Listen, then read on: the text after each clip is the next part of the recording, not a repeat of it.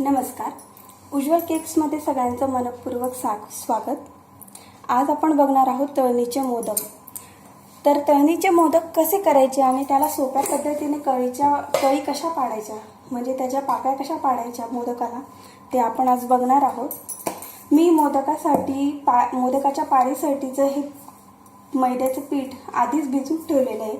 याचं प्रमाण मी 1 वाटी मैदा आणि अर्धा वाटी रवा असं घेतलं आहे आणि अर्धा ते 1 तास मी याला भिजवून ठेवलेलं होतं आणि ते मुरू दिलं होतं चांगलं. आता ते तुम्ही बघू शकता, बघा किती छान मैदा आणि तो रवा एकजीव झालेला आहे आणि ते पीठ देखील फुललं आहे. आता ते याच पिठाची आपण पारी करणार आहोत आणि ही पारीपासून आपण मोदक तयार करणार आहोत. अगदी सोप्या पद्धतीने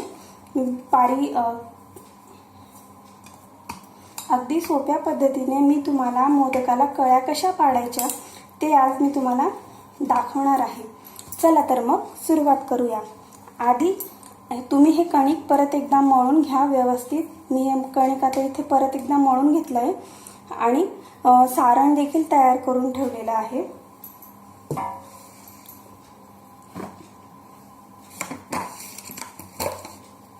हे बघा, मी इथे हे सारण घेतलेलं आहे. याच्यामध्ये मी पिठी साखर, खोबऱ्याचा कीस, काजू बदामचे काप घातलेले आहे, पिस्त्याचे देखील काप घातलेले आहेत आणि थोडीशी चिमूटभर वेलची पूड घातलेली आहे, जेणेकरून या सारणाला खूप छान चव येईल आणि सुगंधही येईल. चला तर मग आता आपण मोदक बनवायला सुरुवात करूया.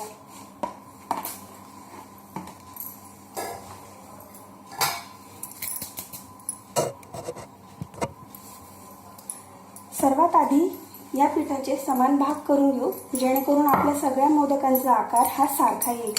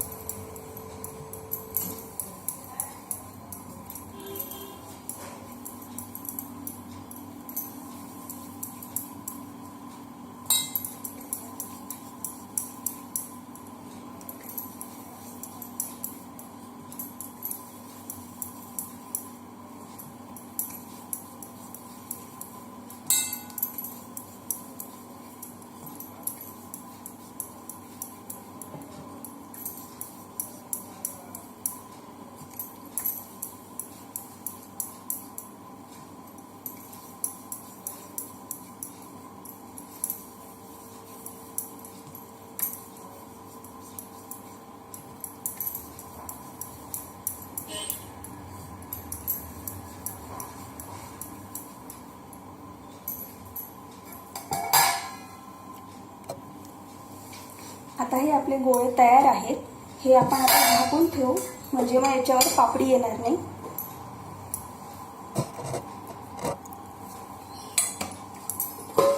इथे मी एका ताटलीमध्ये मैदा घेतलेला आहे. मैदा आणि रवा एकत्र केल्याने काय होतं, जर फक्त मैद्याचे केले तर ते मोदक फुलतात, पण रवा एकत्र केल्याने ते अजून खुसखुशीत होतात. म्हणून मी मैद्यामध्ये थोडा रवा घालते. जर तुम्हाला मैद्याचे मोदक नको असतील, तळणीचे मोदक, तर मग तुम्ही मैद्याच्या ऐवजी गव्हाचं पीठ देखील वापरू शकता.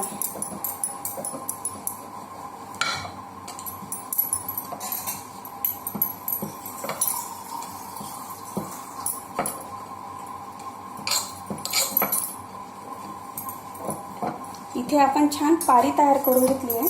आता या पारीमध्ये आपण सारण घालणार आहोत.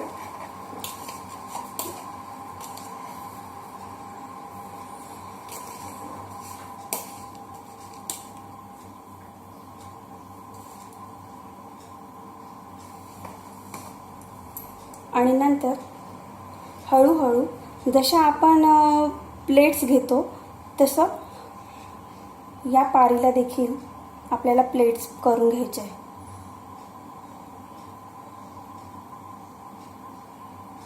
सावकाशपणे. पारी जर तुम्ही जास्त पातळ लाटली असेल तर ती फाटण्याची शक्यता असते, म्हणून मध्यम आकाराची पारी तुम्ही लाटा, जेणेकरून तुमचा मोदक फाटणार नाही आणि त्याच्यातलं सारण देखील बाहेर येणार नाही.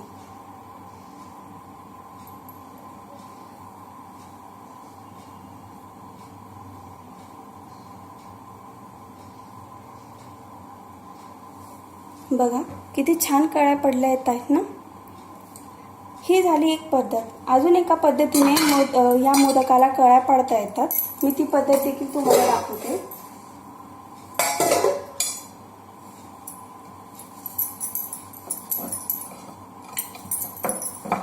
अगदी साध्या पद्धतीने तळणीचे मोदक केले जातात. घराघरामध्ये तळणीचे मोदक सगळ्यांनाच आवडतात, पण स्पेशली गणेश चतुर्थीला किंवा गणपती बसतात तेव्हा उकडीचे मोदक देखील सर्वजण करत असतात.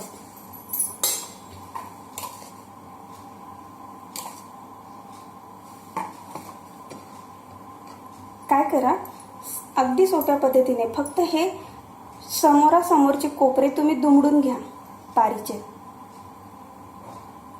आणि हे सगळे जेव्हा कोपरे तुम्ही एकत्र घेणार तेव्हा इथे कळ्यांचा आकार दिसतो बघा, आणि सरळपणे ते वरती दाबून घ्या.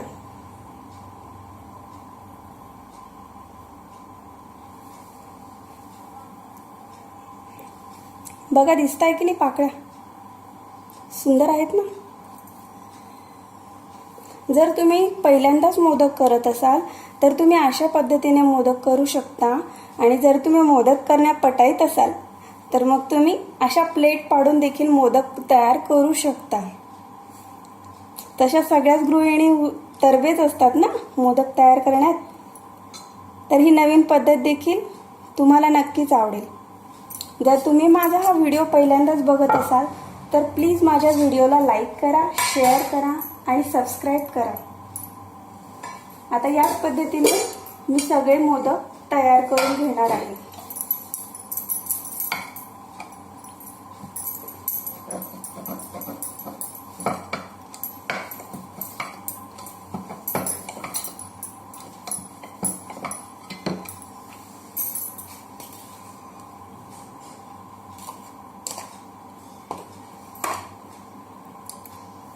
पारी घ्या, तिला प्लेट पाडा, हळूहळू पारी सरकवत राहा. हे बघा,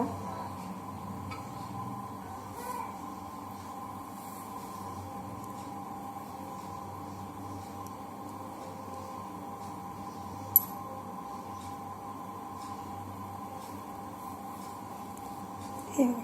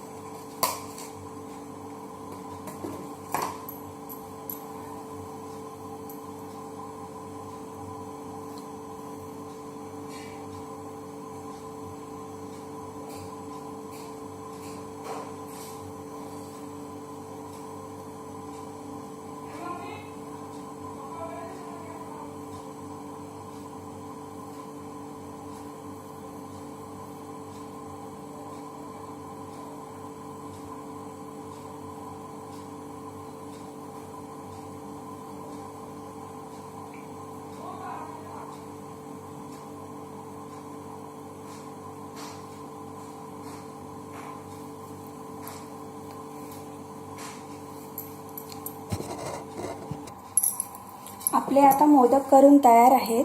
आता हे मोदक आपल्याला तेलामध्ये किंवा तुपामध्ये मध्यम आचेवर तळून घ्यायचे, सोनेरी रंग येईपर्यंत.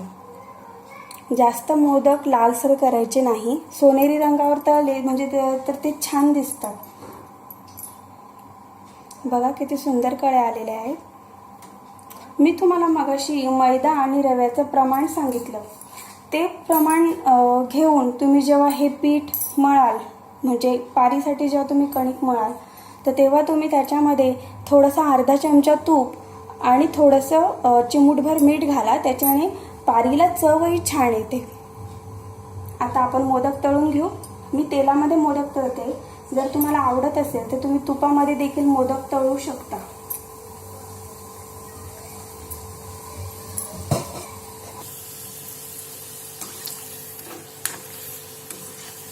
बघा किती सुंदर रंग येतोय त्यांना. मी मध्यम आचेवर तळते, मंद आचेवर तळते मी. आता थोडा गॅस कमी करून घेतलाय अजून. किती छान फुलले आहेत आपले मोदक.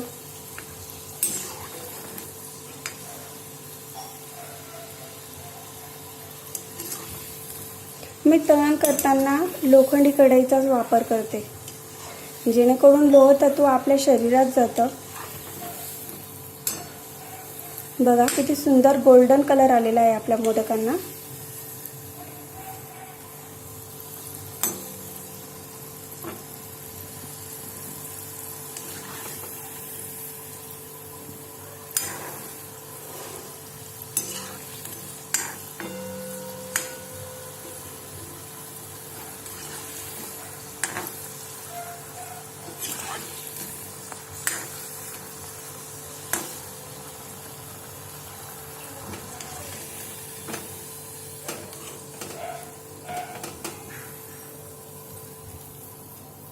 तुम्ही बघू शकता किती सुंदर रंग आला आहे.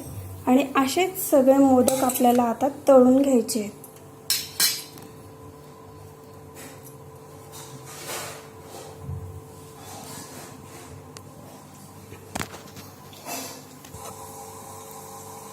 पारीसाठी पीठ मळताना तुम्ही त्याच्यामध्ये थोडं दूधही घालू शकता. जेव्हा म्हणजे आपण पाणी वापरतो तेव्हा त्याऐवजी आपण दूध वापरून देखील मोदक बनवू शकतो.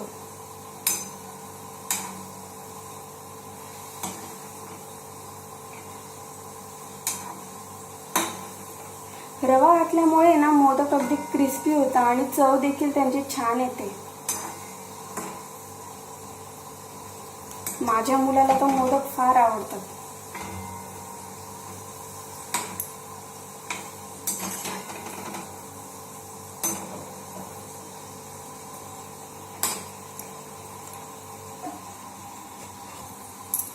बऱ्याच वेळेला काय होतं, आपले मोदक मऊ होऊन जातात. तर असं का होतं, तुम्ही काय करता, घाईघाईमध्ये म्हणजे मंद आचेवर किंवा मीडियम फ्लेवर न तळता जास्त फुल गॅस करून मोदक तळून घेतात. त्याच्यामुळे मोदकांना जो क्रिस्पीनेस येतो, म्हणजे जो कुरकुरीतपणा येणार असतो, तो त्या पारीला येत नाही आणि परिणामी मोदक तुमचे मऊ होऊन जातात. म्हणून मग काय करायचं आहे, जेव्हा तुम्ही तो पारीसाठी जेव्हा तुम्ही पीठ मळणार, तर तेव्हा तो पिठाचा गोळा अगदी घट्ट असला पाहिजे. कारण तिथं नंतर जेव्हा तुम्ही म्हणजे त्याला रेस्ट करणार, म्हणजे थोडा अर्धा तासासाठी 1 तासासाठी झाकून ठेवणार, तर तेव्हा आपोआप तो मोकळा होऊन जाईल आणि नरम होऊन जाईल. आपले सगळे मोदक तळून झालेले आहेत. आता मी तुम्हाला याची प्लेटिंग करून दाखवणार. हे बघा, इथे मी आता मोदकांची प्लेटिंग केलेली आहे.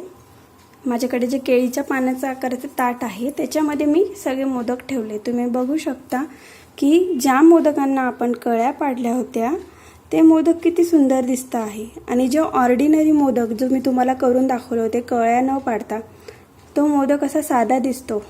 आणि कळ्या पाडलेला मोदक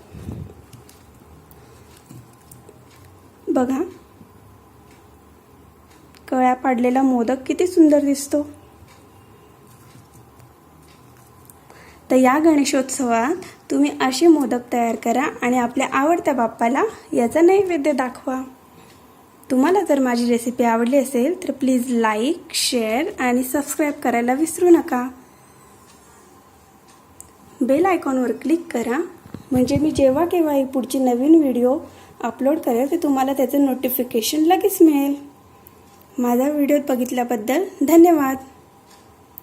बी क्रिएटिव्ह, बी इनोव्हेटिव्ह.